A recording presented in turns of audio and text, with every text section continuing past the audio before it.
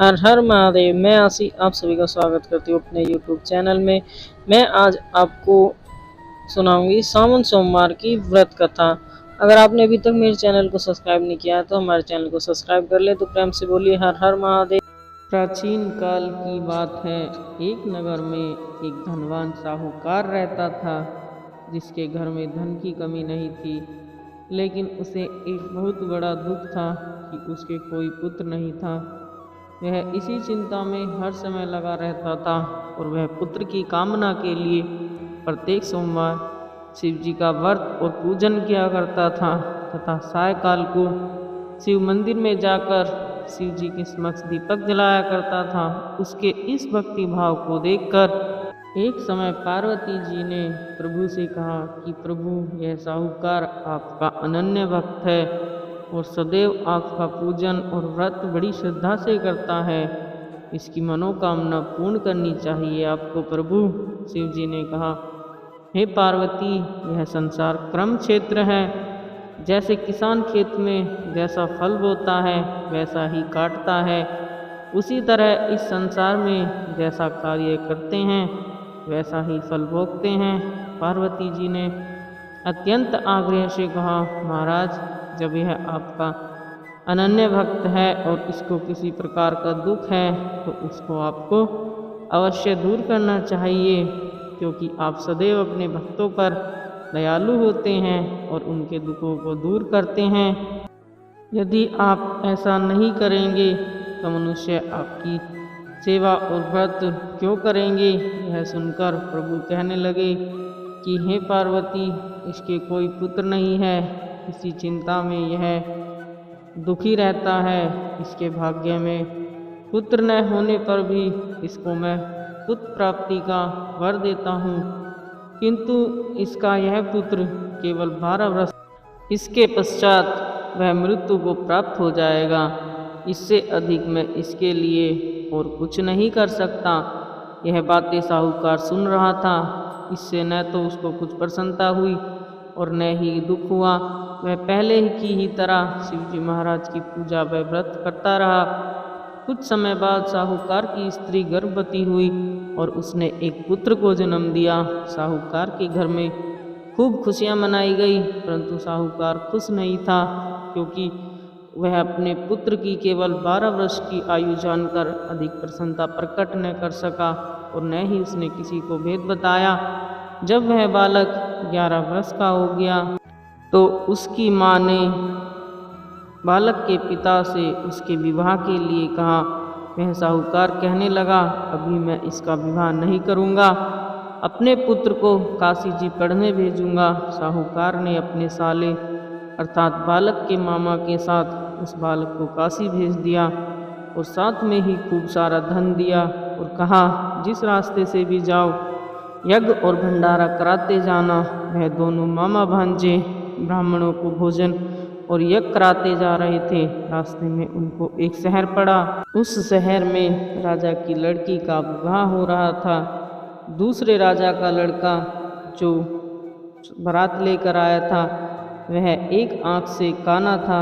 उसके माता पिता को बड़ी चिंता थी कि कहीं उनके लड़के को देखकर वधू के माता पिता विवाह में अड़चन पैदा न कर दें। इसके कारण जब उन्होंने अति सुंदर साहूकार के पुत्र को देखा तो उनके मन में विचार आया कि क्यों न इस लड़के के साथ विवाह कराया जाए। लड़के के पिता ने साहूकार के लड़के और उसके मामा से बात करी तो वह मान गए। साहूकार के लड़के को वर के कपड़े पहना दिए तथा घोड़ी पर चढ़ाकर दरवाजे पर ले गए। सब कार्य प्रसन्नता पूर्वक पूर्ण हो गए। साहूकार के लड़के और राजा की लड़की का विवाह हो गया और जब वह साहूकार का लड़का जाने लगा तो उसने राजा की लड़की के चुनरी के पल्लू पर लिख दिया कि तुम्हारा विवाह मेरे साथ हुआ है, परंतु जिस राजकुमार के साथ तुम्हें भेजा जाएगा वह एक आंख से काना है और मैं काशी जी पढ़ने जा रहा हूँ। जब राजा की लड़की ने अपनी चुनरी पर लिखा देखा तो उसने राजकुमार के साथ जाने से मना कर दिया और कहा कि वह मेरा पति नहीं है, इसके साथ मेरा विवाह नहीं हुआ है। मेरा पति तो काशी जी पढ़ने गया है। राजकुमारी के माता पिता ने अपनी कन्या को विदा नहीं किया और बारात वापस चली गई। उधर साहूकार का लड़का और उसका मामा काशी जी पहुँच गए और वहाँ जाकर उन्होंने यज्ञ करना और लड़के ने पढ़ना शुरू कर दिया। जब लड़के की आयु 12 वर्ष हो गई तो उस दिन उन्होंने यज्ञ रचा रखा था। लड़का अपने मामा से कहने लगा कि आज मेरी तबीयत कुछ ठीक नहीं है। तो मामा ने कहा अंदर जाकर सो जाओ। लड़का अंदर जाकर सो गया। थोड़ी देर में उसके प्राण निकल गए। उसके मामा ने देखा कि वह मुर्दा पड़ा है। उसे बड़ा दुख हुआ। उसने सोचा कि यदि मैं अभी रोना मचा दूंगा तो यज्ञ अधूरा रह जाएगा। अर्थात उसने जल्दी से यज्ञ का कार्य पूरा किया और ब्राह्मणों को विदा किया और उसके बाद रोना शुरू किया। संयोगवश उसी समय शिव पार्वती जी उसी रास्ते से जा रहे थे। जोर जोर से रोने की आवाज़ सुनी तो पार्वती जी कहने लगी कि प्रभु कोई दुखियारा रो रहा है, उसके कष्ट को दूर कीजिए। जब शिव पार्वती जी पास आकर देखे तो एक लड़का मुर्दा पड़ा है। यह देखकर पार्वती जी बोली कि यह तो वही साहूकार का लड़का है जो आपके वरदान से पैदा हुआ था। महाराज, इस बालक को और आयु दीजिए, नहीं तो इसके माता पिता तड़प तड़प कर मर जाएंगे। पार्वती जी के बहुत आग्रह करने पर शिव जी ने उसे वरदान दिया और शिव जी की कृपा से वह जीवित हो गया और शिव पार्वती जी कैलाश पर्वत चले गए। अब वो लड़का और उसका मामा उसी प्रकार यज्ञ कराते हुए और ब्राह्मणों को भोजन कराते हुए जाने लगे। जब वह लड़का और उसका मामा उसी शहर में आए जहां उसका विवाह हुआ था, वहां आकर उन्होंने यज्ञ आरंभ कर दिया। जब उस लड़के के ससुर ने उसको पहचान लिया और अपने घर महल में ले जाकर उसकी बड़ी खातिर की, साथ ही बहुत से दास दासियों और बहुत से धन के साथ उन्हें विदा किया।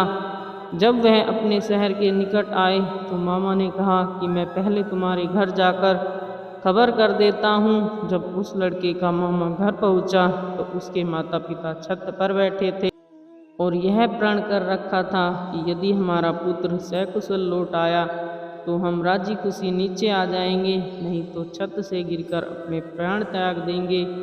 इतने में ही उस लड़के का मामा आया और उसने घर आकर समाचार दिया कि आपका पुत्र आ गया है। तो उनको विश्वास नहीं हुआ।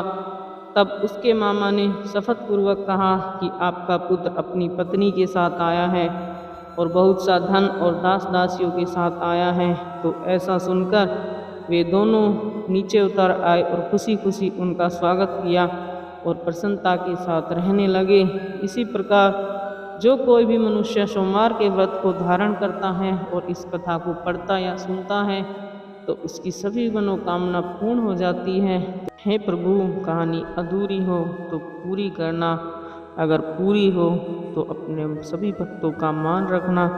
तो प्रेम से बोलो हर हर महादेव। अगर आपको कहानी पसंद आई हो तो कमेंट में ओम नमः शिवाय लिखना ना भूलें। अगर वीडियो अच्छी लगी हो तो लाइक कमेंट शेयर करें और हमारे चैनल को अगर आपने अभी तक सब्सक्राइब नहीं किया है तो हमारे चैनल को सब्सक्राइब कर लें, जिससे कि और बेल आइकन को प्रेस कर लें, जिससे कि हमारी आने वाली वीडियो की नोटिफिकेशन आपको मिलती रहे।